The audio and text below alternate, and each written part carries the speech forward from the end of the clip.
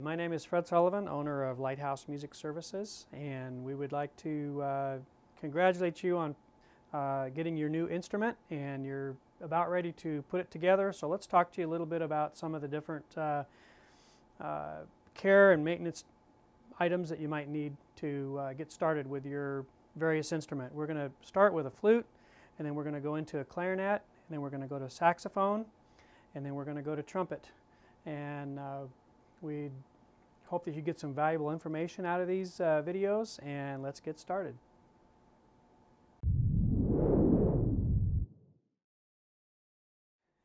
So you've decided to be in the band program, and you've decided to pick the flute. So you have either purchased it outright or you've rented it and you're all ready to start playing. So let's go through some beginning steps to help you not only to be able to play successfully, but to put it together so that you don't have maintenance problems. Let's go ahead and just talk about taking the instrument even out of the case, because we find a lot of times, as a repairman with 40 years of experience, we find a lot of the problems that we have with instruments is that they're not even taken out of the instrument properly and things bend. So let's start out with some suggestions to help you in that area. We always want to pick up the instrument by the ends, and we want to hold them in such a way that we're not touching the keys.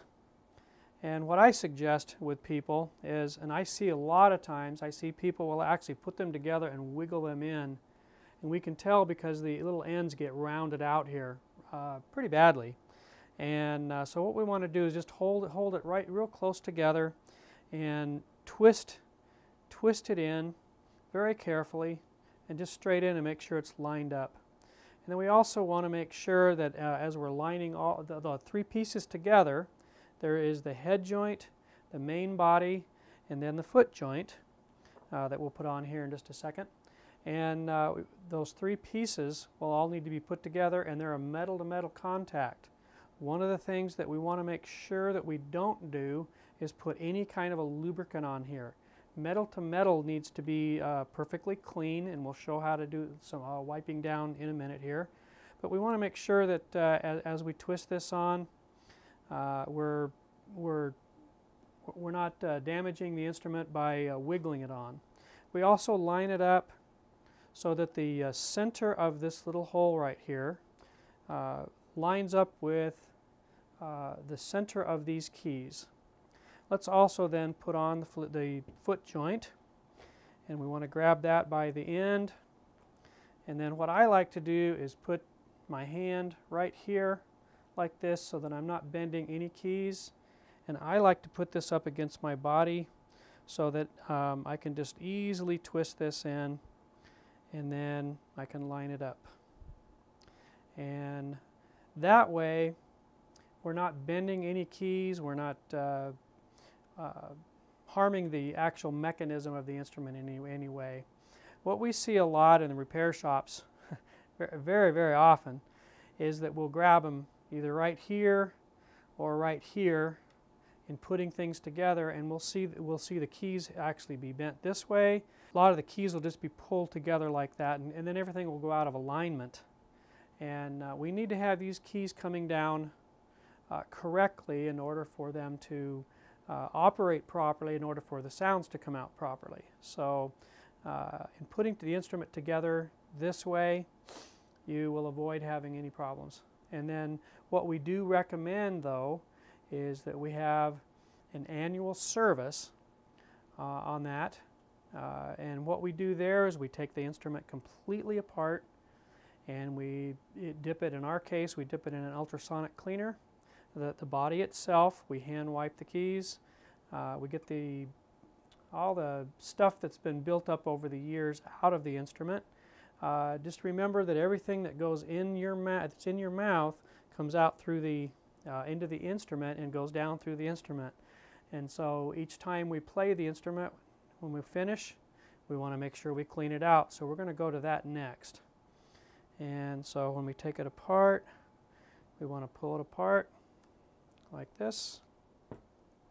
The first thing that we want to do, and it only takes a couple of seconds, is we use our little cleaning rod, one end will have a little mark right here.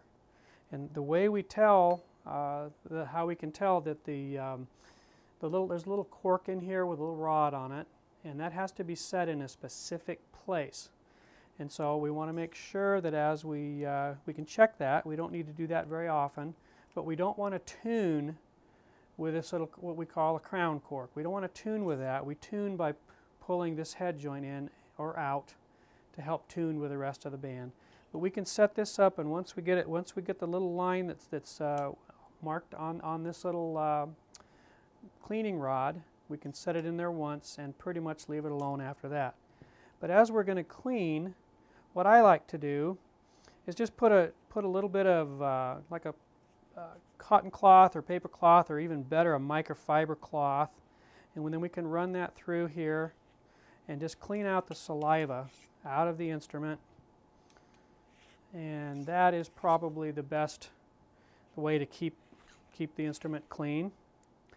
One of the things that we find very often is we get a lot of calls from people who say my pads are sticking, and what happens there is we get, like we said earlier, all of the saliva that's in our mouth goes down through the instrument, and it actually has alkaline in it, and it attaches or it gets caught on these tone holes here, and then it also gets onto the pads, which are underneath these keys, and then it dries, and then as you push down, as it's coming back up, it makes this little kissing or sticking sound, and sometimes the key drags a little bit.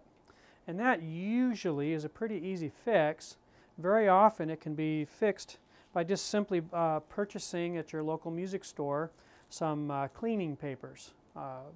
And then what you would do there is you just lightly push the cleaning paper between the tone hole and the pad, and you just push down a couple of times, and then that will clean the dried saliva off of there, and you won't have a sticky pad anymore.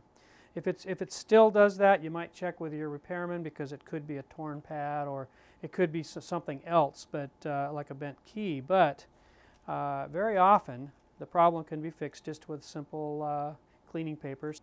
For the outside, we can wipe off our fingerprints, because our fingers have oil in them, and they get onto the surface of the instrument, and then dust starts to collect and it starts to build up.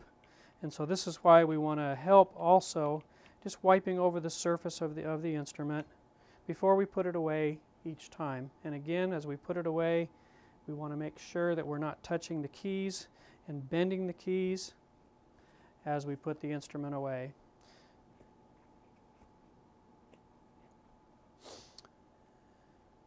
And doing it this way will ensure that you have a lot of enjoyment learning how to play, and that you will keep your instrument in good playing condition for a long time.